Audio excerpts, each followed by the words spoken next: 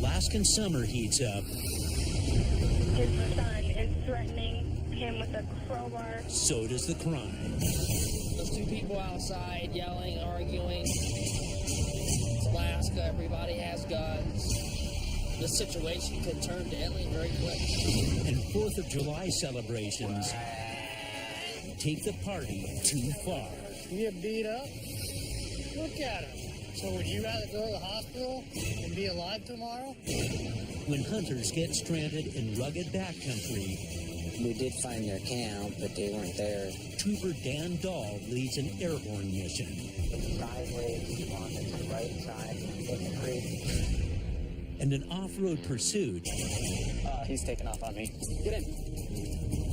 Turn off a dirt trail. turns into a forest foot chase. State trooper, stop! There's no backing down from danger. This guy's gonna run or fight, and we're gonna have to go hands-on with him. For the Alaska State Troopers. Here, come out now. Stop, get out of the way!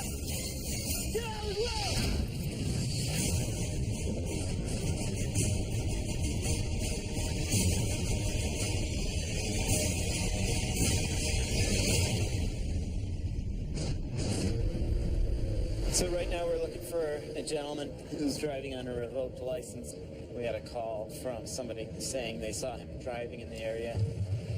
It's someone that I'm familiar with. He's pretty hostile towards law enforcement. I was assisting with a DUI arrest when this gentleman emerged from the trees and attacked us. The two of us ended up getting in a fight on the roadside with this guy. He'll resist arrest if he's contacted. The call takes Trooper Knoll 14 miles outside of Palmer to a remote area far away from Vaca. And the town that we're coming to is not a town that embraces any type of government interaction. And I'm the only trooper on duty that's on this side of the valley tonight. On the 55, your subject is coming up at this store right now. Temper. He's at the general store right now. Got off-duty sergeant watching him. You're getting into a purple extended Dodge pickup truck. Temper. Knoll quickly spots his man. 10-4 confirmed expired. Affirmative. Temper. It also has fake registration tags on it. Back up 1B45, I'll be at the suspect. Who's been driving your truck? Mom? You know you're revoked, right? Yep, that's my driving. Good. What are the plates on it? What are the plates? Here, let's take a look at the plates real quick. Knoll can't prove the man was driving the truck, but he may have found another violation.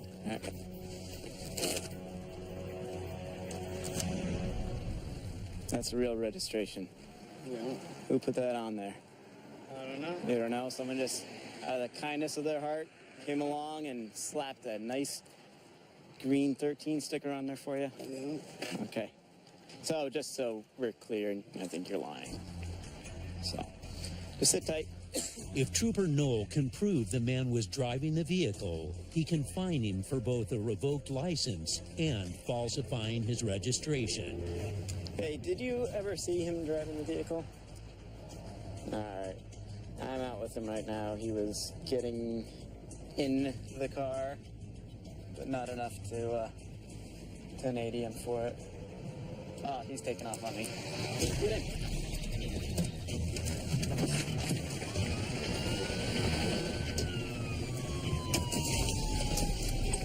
Max 1B45, fill the yield.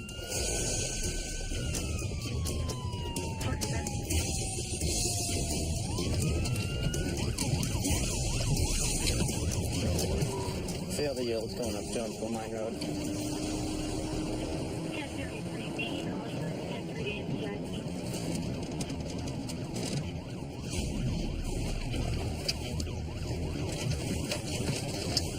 Mac up 45. You turned off a dirt trail on the left off of Jonesville Mine.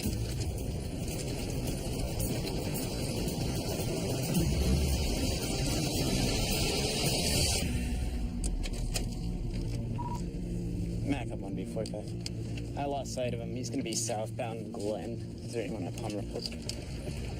He went down a four-wheel drive trail, and I was able to keep up with him until we got to a creek that he went through. And at that point, I wasn't able to follow him. Noel heads to the other side of the creek, hoping to pick up the trail. 32, 1B45. It's going to be a purple Dodge pickup. Problem is, he is very familiar with these roads and the four-wheel drive trails off of them, so it's going to be hard to catch up with him. Here we go. We've got some high-speed skid marks going around that corner there. They went up straight where I believed he was headed.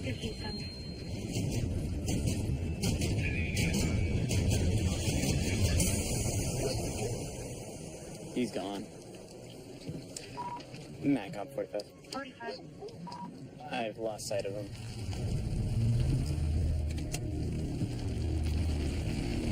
It's been long enough now that it's unlikely that we'll still find him in the area. Probably bedded down somewhere that he knows we can't get to. What I'll do is I'll write up a report, forward charges over to the DA and get an arrest warrant. So he was going to just get off with a warning and a lecture, and that's it. Even with the registration tabs, he was in a parking lot. So he was going to just get a warning for everything until he decided to run across the parking lot right after I talked to him, jump in his car, drive off through the parking lot when there's kids on bikes in the parking lot. Until he did all that, he wasn't going to get any kind of charges. He kind of brought that upon himself right then. So now he's going to be looking at felony eluding charges, driving on a revoked license. Hopefully when we do come across him, he'll realize that it's time to give up, but he's been violent towards us in the past, and his actions today don't really show that he's changing that at all.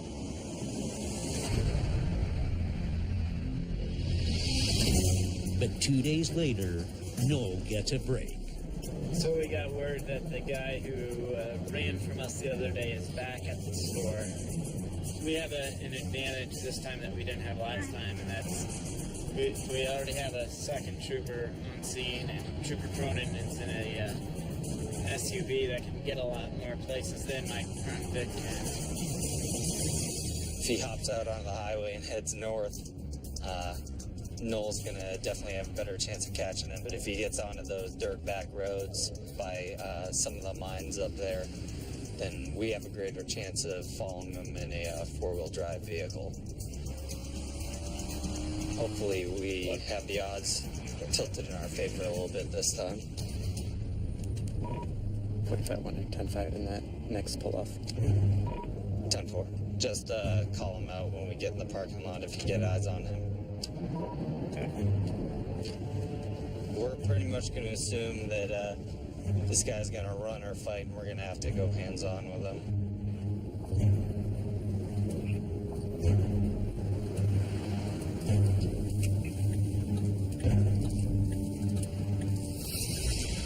There's two people out on the road watching us.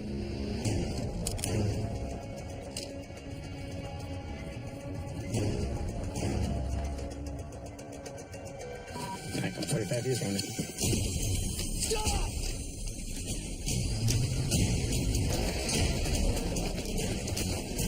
State Trooper, stop! Returning towards squad. 43's on the way. Stop! Stop!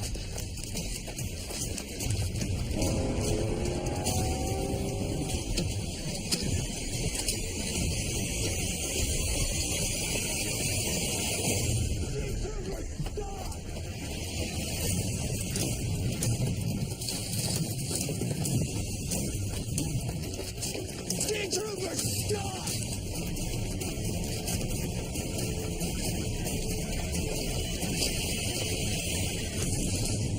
He came this way. See where he went? I lost sight of him. You want to say hi? I'm going through here. Here, everyone, stop moving.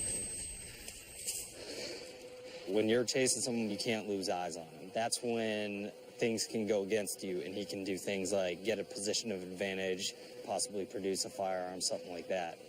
So you definitely have to listen to the voice in your head, because something like that will keep you alive.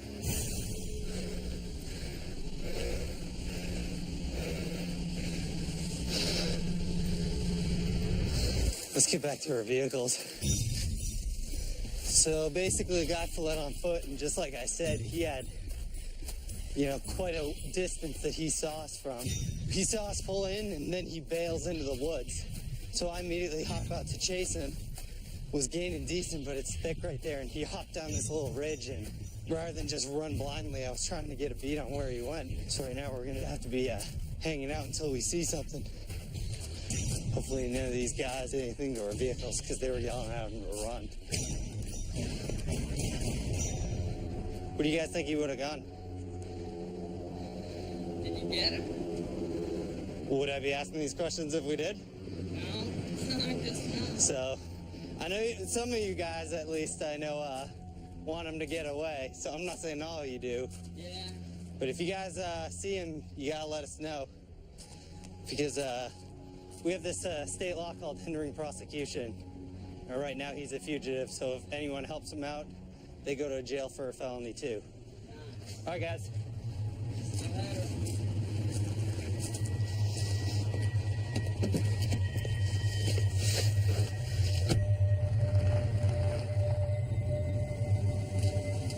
We'll saturate the area. Those guys are gonna help him. They said he walked, so I'm gonna head up Jonesville. They're not going to help us. The troopers form a soft perimeter around the woods. In a large area for just two of us. Kind of hard to have a good perimeter set up. Kind of know the general direction he's heading. We've got 2 more troopers on the way, but they're about 20 minutes out, so in all likelihood he's gonna just bed down in the woods. He won't surface until he's ready. We're 2 for 2 in the past 3 days. I'm running. Pretty much right now, all we can do is run back and forth, see if we see him. Our K9's not available right now. So myself and Trooper Knoll are gonna be in the area and see if we can locate anyone who looks like they're giving him a ride or something. The problem is, he knows everyone here and they all harbor him. So all the people at the general store, they're all rooting for him to run. We have a complainant calling and reporting that she thinks that the male you're looking for is in a vehicle at the first house on the right. The green sedan. Yeah, we just got tipped that our guy's in a vehicle up here. So we're gonna see. Do you think he's still running or went to ground? He's somewhere here in this area.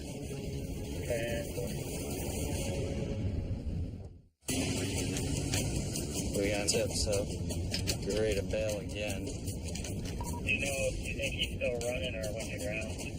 He's somewhere here in this area.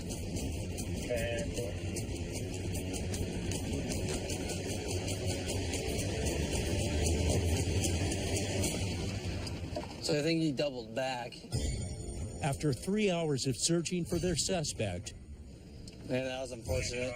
troopers Knoll and Cronin call off the hunt. All right. You can get away right now, but that means you're just going to be scared and on the run until we catch you again. Until then, he's just going to be looking over his shoulder every 5 seconds, expecting to see a state trooper vehicle pull up.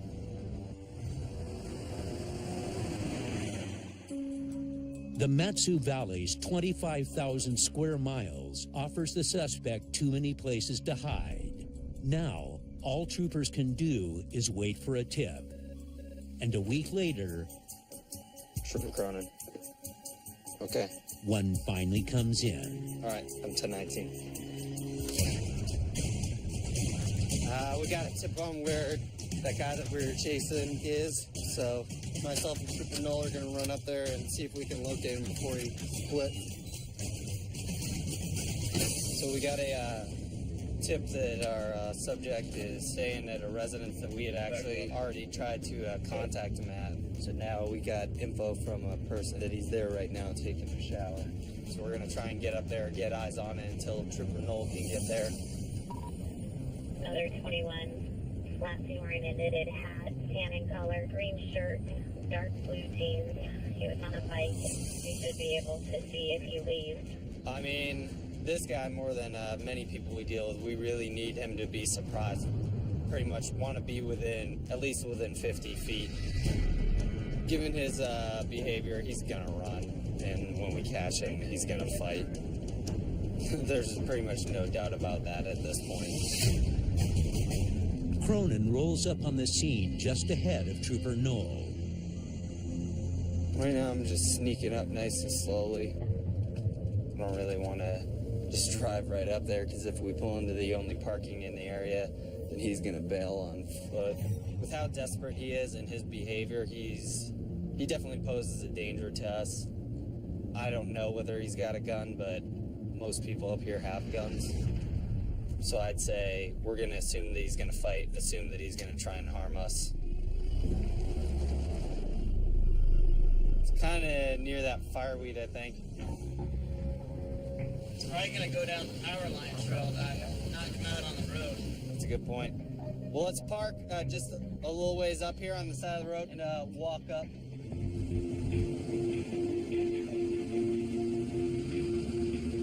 Problem is, it's another spot that he knows really well, and he'll be able to hide if he sees us coming.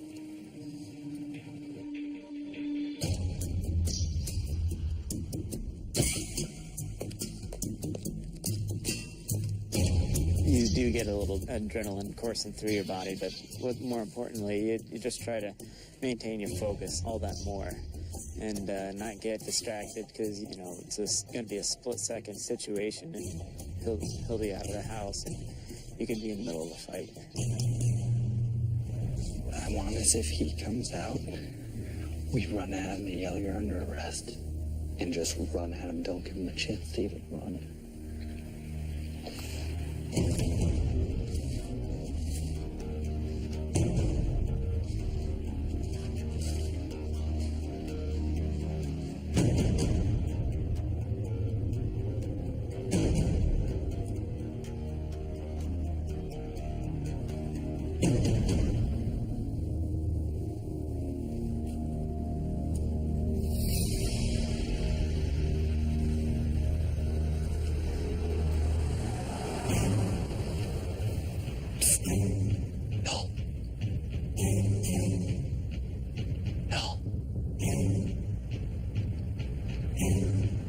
There's a bike here. There's a BMX bike here. Okay, great. Let's just wait here. You can see if that door opens. Yeah, and I'll come around this way anyway. I'd say stay right here. Like, right here with me. So we can see if he comes out that door. And we'll run in that way. I don't have to holler for you if he comes out here.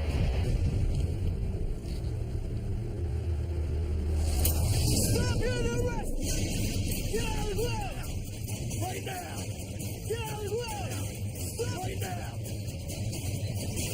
Got him. I got cuffs. You're under arrest. So the other day at the general store, for your kickoff, you weren't even going to get a ticket.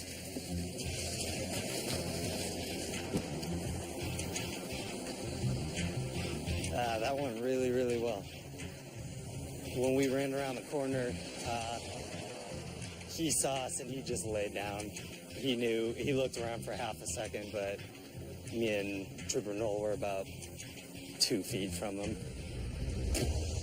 He's going to jail now. He's on the arrest warrant that the judge signed off on for felony eluding, driving on a revoked license, reckless endangerment, stemming from the incident from a couple of days ago.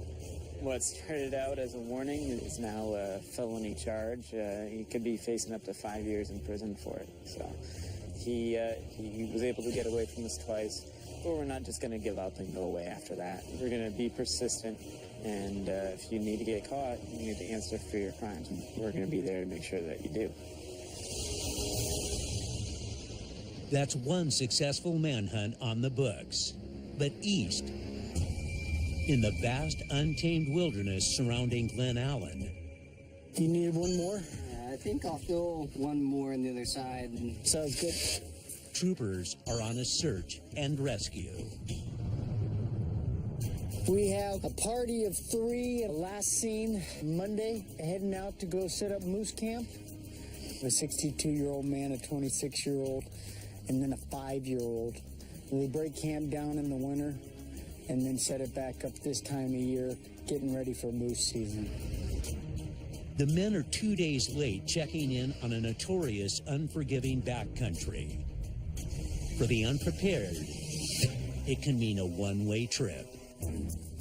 They're kind of half expected to have this stuff happen when you get back in that country, and so they're prepared for it, hopefully. If they're not, then we have to step in.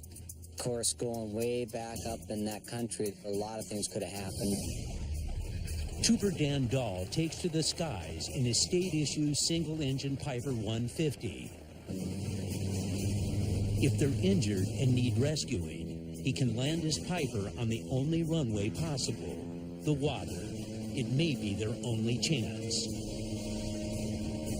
is the coordinates we have here. Who will read back? Trooper Dahl's only lead is the last known location of the hunter's campsite. The family had given us some initial coordinates to go to. North 61857. Copy. Come up and altitude. I think we found their base camp. Look for a maroon pickup. Dahl dives down for a closer look. But it's empty. The family never made it. We did find their camp that they had reported to be at, but they weren't there.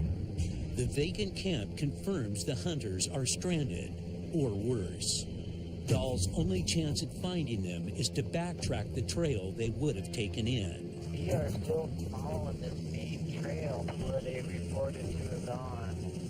But the trail continually crosses deadly obstacles. The area's wild rivers.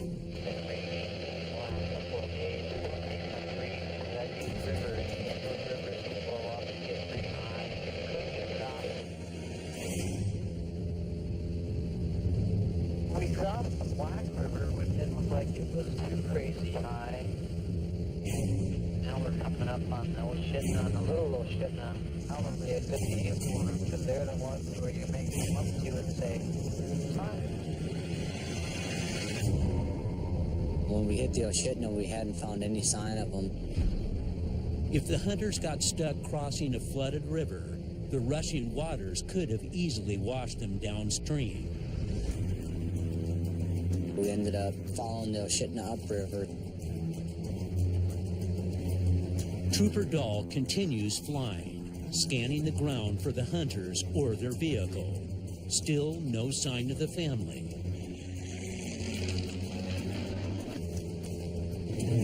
Then,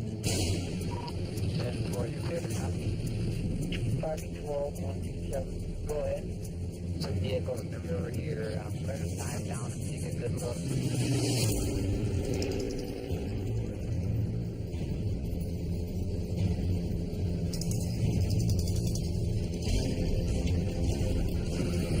It is the Dodge Dakota camper on the back. It's sideways, kind of on its right side, passenger side, in the creek.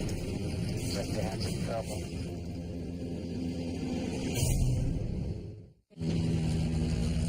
It's sideways, kind of on its right side, passenger side, because they tried to cross, but they had some trouble. The truck was in the river. It was in the hard part of the stream, in fact, the main current, and it looked like it had gotten turned sideways, and it was kind of half on its side. They were stuck in kind of a bad situation. Is the vehicle upside down or right side up? No, it looks like it's right side up. Camp 4 is a red color. It is, if it's a description. Camp 4, it may be around 60 trail miles from the Eureka so there's still a long ways. 60 miles from the main road makes a rescue mission a dangerous endeavor. Dahl makes another pass to see if anyone's injured.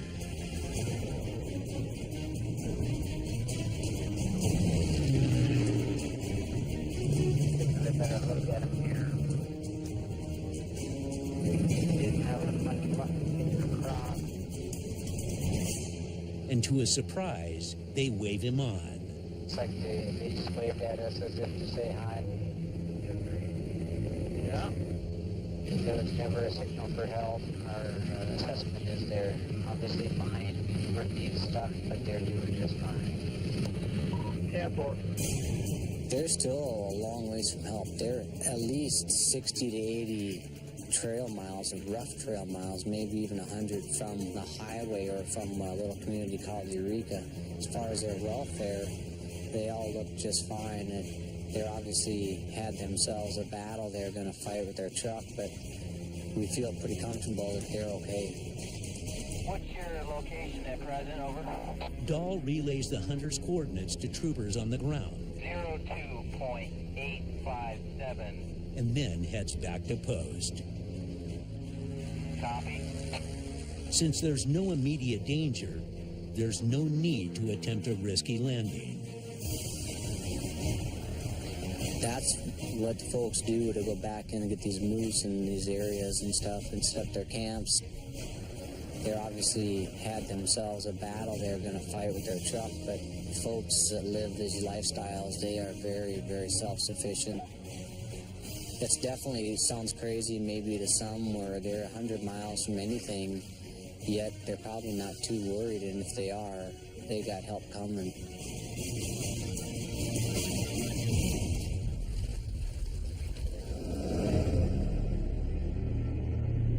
"200 miles south on the Kenai Peninsula, one of Alaska's biggest celebrations kicks off.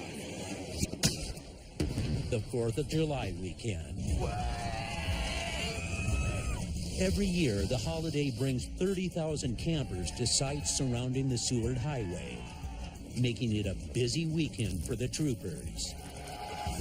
Hey, get off of them! Just get on your knees, get on your knees. Are there any other guns in the car? It's way too early for this stuff, guys.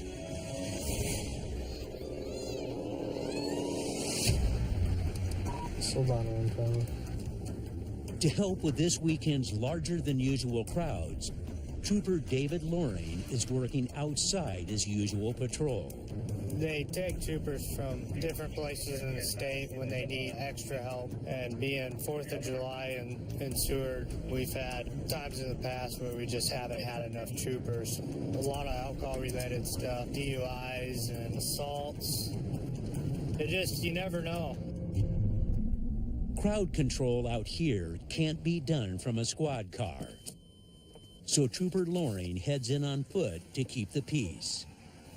What's going on, guys? Happy 4th of July. Well, I didn't know you were going to come down and go to the bathroom when I showed up. You could have finished. You didn't have to stop. Now you're going to pee all down your leg. So what's the whole shebang? I just want to say hi, dude. Can I say hi? I'll tell you one thing, though. What's up? You might want to lighten up a little bit on the alcohol for a little while. If you want to last all night, actually, You don't want it anyway. yeah, I don't want you all night lasting, so why don't you end in about an hour? We'll see you. Have a good night. Take it easy. Yeah, we'll see you guys. Have a good one. So basically, we make our rounds, go to different campsites, and you can kind of figure out which individuals are going to be your troublemakers later on in the night. You know, they'd cuss a little bit, joke around, we'd have a good time. They'd be your best friend. Then 3, 4, 5, 6 hours later, you know, they're running from you, wanting to fight and drink a lot more alcohol, and it's just not good.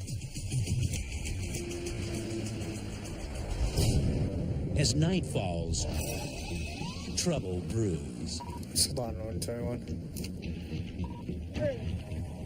I'll be out with approximately 20 plus individuals. Hey, bud, what are you guys doing down there? You all right? Yeah, I just took a tumble. I'm sorry. Let's go, man. Yeah, I'm sorry for that. Come on. Come on. I'm sorry for that. Okay, do this right here. I'm sorry for that. Turn around right here. Just sit down for a second. I'm sorry for that. Okay, lean right there. No, this is the Alaska State Trooper. You get beat up? You just fell down the thing. Look at him. Seriously. You get beat up? I'm sorry for that. Okay, do this right here. I'm sorry for that. Turn around right here. Just sit down for a second. I'm sorry for that. Okay, lean right there. No, this is the Alaska State Trooper. You get beat up? You just fell down the thing. Look at him. You just fell down that. Seriously. You get beat up? Just took a tumble. Does he keep on falling or what? Yeah, I just keep going. Okay. You gonna be able to get your ID out for me? Yeah. Do you want some help? I'm down. I'm sorry. Okay. Why don't you just take a seat? How much have you had tonight? To drink. Officer, I've had a lot of I've had like at least 5 drinks. Like 5/5 or what? No, not that much. I can't have that much. Well, here's the deal, man. I'm kind of worried about your injuries No, I've there. only been drinking. You're pretty jacked up, man.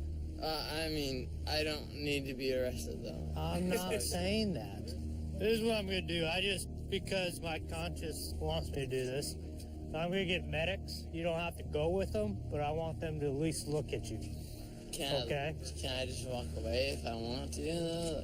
I mean, What if I let you go and you fall asleep? no, I completely understand what you're saying. But I let you go, you fall asleep, and next thing you know, you die in your sleep because you got a concussion. No, when it comes to head injuries, you just never know what's going to happen, and then alcohol too. Who is it? These are the guys who are going to make sure you're all right. Alright. Alcohol, it makes you sleepy, it makes you want to go to bed, and it thins your blood as well. And so I just don't want, for some reason, him having a head injury and then just all of a sudden he has some type of stroke or something, in case he did something really bad. The man has massive bruising all around his head. Paramedics recommend the man seeks further medical care. That as much as he's had on board, if there is a concussion, the big risk is he doesn't wake up because he's got a brain block. After we walk away, what's going to happen? So you want to take it? I'd rather err on the side of caution. There's a small chance you have a brain leak. Okay, you have blood. You might. You have some significant bleeding. You got more bruising in your head, around your head right now, than a football player after 2 or 3 concussions. But he refuses medical attention. So would you rather go to the hospital and be alive tomorrow? Say something does happen. You're dead. So let's get you out of here, okay? Yes, sir. Finally, Trooper Loring convinces him Sir, are we good to go? Have a good night, man. Yes, sir. and possibly saves his life. He's not in any trouble. You're not going to be charged with anything. He understood that he could potentially die, worst case scenario. And I think that scared him enough to realize that, it is serious and he needs to go to the hospital.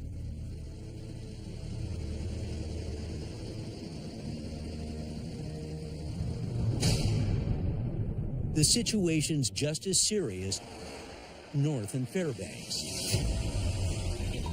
Fairbanks 2019. Where Trooper Brian Zeisel races to an urgent call. 26 at 1019 for a disturbance. I have on the phone who states that his son is threatening him with a crowbar. Now his son is hitting the house. Claims that he was trying to burn the house down by stuffing the stove while it was lit.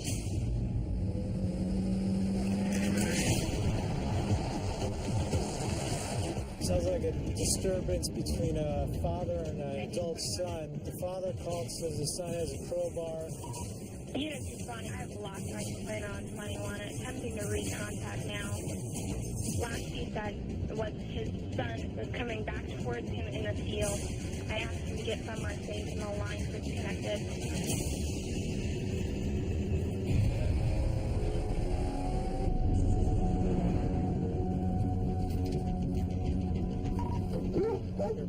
I'm getting flagged down.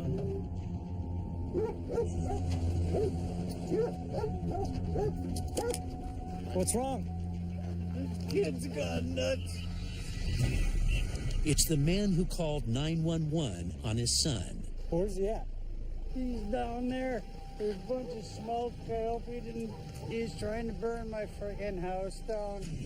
I had to run away. He's trying to hit me with a crowbar. You need EMS to come over, take a look at you real quick? I don't know. He tried to bite my freaking ear off. Yeah, let's go and get some EMS over here. But before help can arrive, Your son's coming down the street. All right, just stay there for me, okay? Trooper Zeisel confronts the man alone. Come on. Keep walking. 10-4, I'm in contact with him now. Yeah, okay, I'm with you. Spot here. All right, what's going on? I don't even know. My parents called the cops for some reason, and then I started chasing after them, and then he had a crowbar in his hand, and he lumped me on my head. Come on, keep walking. Trooper Brian Zeisel is investigating a disturbance between father and son. All right, what's going on?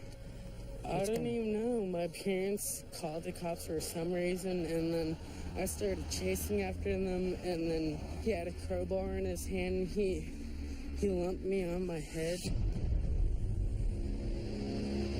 Let me see. I don't even... He didn't hit me really hard on the head with a crowbar. He didn't hit you real hard on the head with a crowbar? Okay, so what ended up happening? I don't even know what happened.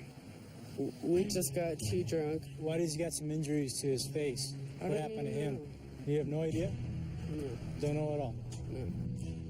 The stories don't match, and Zeisel's not taking any chances.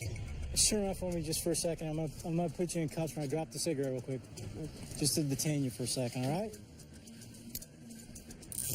Backup arrives, and troopers try sorting fact from fiction. He doesn't know why it all started. He's got some alcohol on board. I'm sure he does too. But he's got more significant injuries at this point. I can't stand. You're fine. You're fine. Yeah, let's go and get some EMS over here. He scares me. Kid's gone nuts. Just sit tight, all right? With dad having the most significant injuries, and son doesn't look like... He said he got hit in the head with a crowbar, and I felt his head, and I don't feel anything. And he's like, it didn't even hurt. He's all over the board with this story. His timeline's just all screwed up. Yeah, I mean, so... Trooper Zeisel makes the call. We were able to determine that it was the son who was the primary physical aggressor in this incident. The father's injuries were pretty significant. The son's going to jail for the assault. I'm in the cell, and I'll ride through with the rest of my life. I don't care.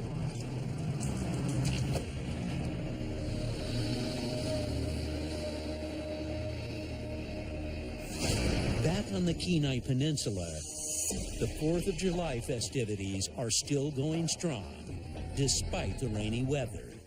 Generally, when you have weather like this, it'll dampen a little bit of the celebration. You'll have some of the people that would normally come out, they just don't come out. But, of course, the ones who are really diehard and want that party, they're going to show up anyway. This year, despite the weather, a large crowd has gathered up here. And it's not long before Trooper Miller spots two men who could be taking the party too far. All right, 1019 up that way and take a look.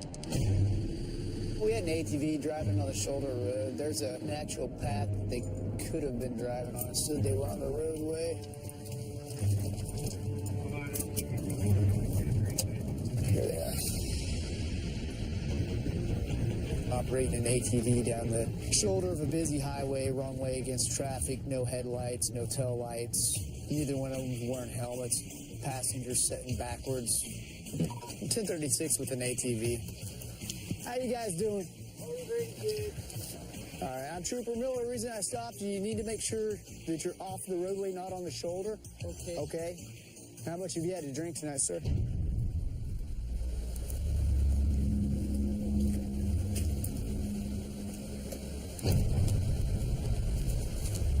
How much have you had to drink tonight? How much alcohol have you had to drink? A few. A few? How many is a few? A few. Okay. More than 5? Less than 5? I had a few. A few? Miller recognizes this man from a past run-in. I'm pretty sure that I've arrested him for DUI last year and that I believe he was on probation then. He double checks with dispatch. 97 times 2. They're both revoked and they're both on DOT. After the alcohol, drug paraphernalia, or prohibited weapon. So they both have no alcohol conditions? Ever. 10-4. I'm out for a test. I'll contact the PO here as soon as I'm done. Put your cigarette. I want you to step up here. I want to take you out, okay? I want you to stand right here where my light's shining. Face my vehicle for me. Where I tell you to begin, you're going to be taking 9 heel-to-toe steps. Stay on that line for me. With his record, a DUI could mean jail time. In addition, I want you to look at your toes. I want you to count your steps out loud for me, okay? You go ahead and begin. You go ahead and begin. I drank. You're not going to do it? I can't pass it. Okay. You don't even want to try? I can't. No. The man denies the field sobriety test and jumps straight to the breathalyzer. Just take a breath. You're going to make a good seal around the straw with your mouth. Blow. Keep blowing, keep blowing, keep blowing, keep blowing, keep blowing, keep blowing, keep blowing. What's that say right there? 0.152. Okay, it's almost twice the legal limit. So you will be being placed on arrest for DUI, all right? Miller checks to see if the passenger's fit to drive. In the straw. Blow. You're not blowing. You're not blowing. He blows just under the legal limit of 0.08. It's 0.069. He's still in violation of his probation, but Miller lets him off with a warning. The driver isn't so lucky. They're on probation already for felonies that they've committed, and then here we are again, kind of same situation. Some people just never seem to learn. It can be frustrating at times, but it is what it is. Miller heads back out to check on the Independence Day revelers. There's a lot of campgrounds, attracts a lot of RV and tent campers. This time of year, particularly with the 4th coming up, there's kind of an influx of people out here. You start getting people drinking, fighting. They start having conflicts with each other. His patrol takes him to an area of rental cabins normally packed with partiers. This time of night, definitely the time of night that generally a lot of the people out are up to no good. All is quiet. Then...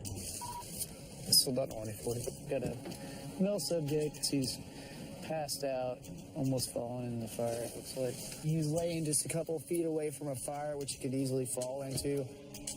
The door to the cabin that he's renting is standing wide open. If somebody come up, take advantage of the fact that he's passed out. Anytime I have somebody like that, just stop, check on them, just check their welfare, make sure that they're doing okay. Hello? Hey! Hey, wake up! Wake up! Wake up! Hey! Hello? Hey! Hey, wake up! Wake up! Wake up! I'm right here, bud. How old are you? Old enough. Let me see your ID. I'm a state trooper. Let me see your ID.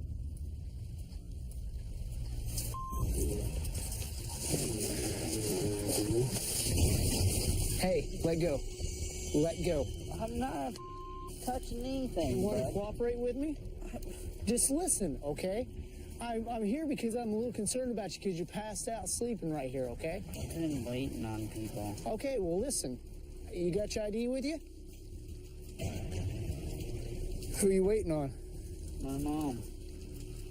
Your cabin door's standing wide open. How much you had to drink tonight? A few beers. Few beers? I'm fine. Trooper Miller wants to get the man out of the cold and into safety. Is that your mom in there sleeping? You okay? Watch yourself. Step there. All right. No, wasn't me. All right, well, do me a favor. Here's the deal, okay? Go sleep. Your mom's sleeping? Yeah. We'll let her sleep. You go to sleep in here? Yep. All right, man. Yeah. Take care. You want me to shut the door for you? Yes, please. All right, see you, man. Just out of concern for his welfare, checking to make sure he's okay.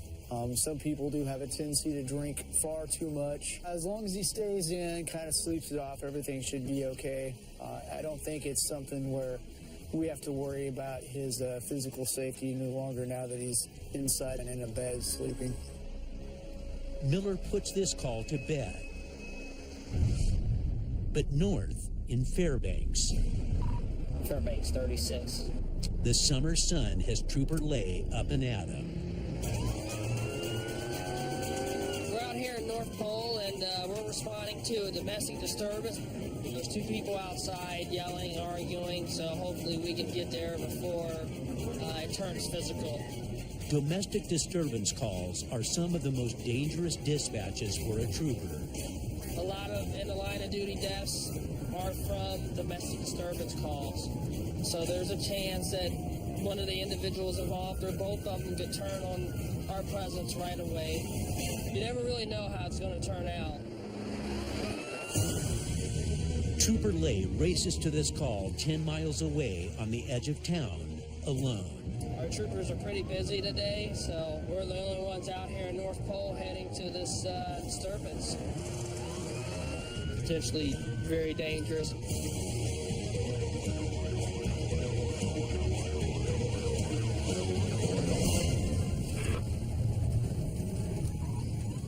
Fairbanks. I'm 23 in the mobile park. I'll be looking for a unit.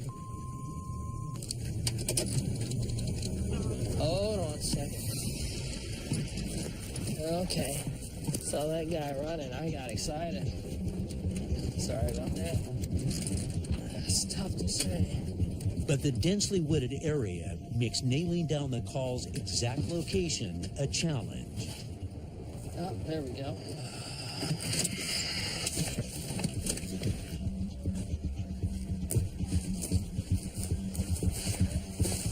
Hi, ma'am. State troopers. Where's the gentleman that...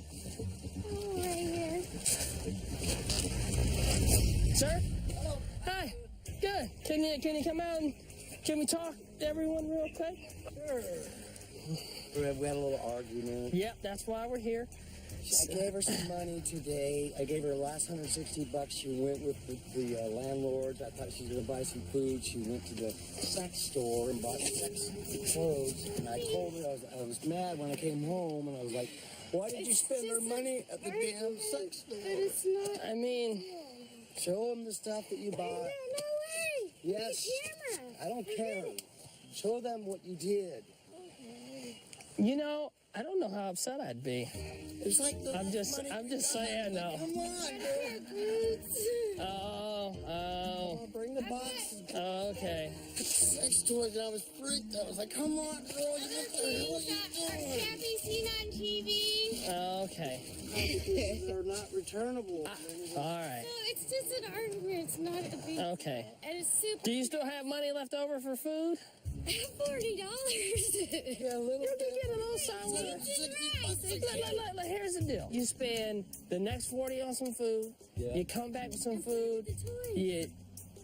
She just... Okay, let me make sure you guys are good to go. I'm going to run your information real quick, and then we'll talk about a few more things, and we'll get out of your hair, okay? And I gave her all my money, you know. I said, come He on, said, girl. here, I got some money. Come over. And I was like, wow, he's giving me money just because I'm out. To go shopping, baby. I thought shopping not as in grocery shopping, but as in shopping. Funny. You know, we want you guys to not argue anymore tonight, right? I was trying to make love, not war, believe me. Wow. You should have seen what else I got before you started arguing. I know what you got, baby. All right. Now we finally got to meet a trooper. You want a photo? Yeah. Photo up here. Yeah. Here. I'll just put my hand around both of you guys. There you go. I don't know where you guys have been. 2, 3. I don't think that we'll have to respond back here tonight. I think that they're both going to be very happy, so we should be good. They should be fine. Only in Alaska.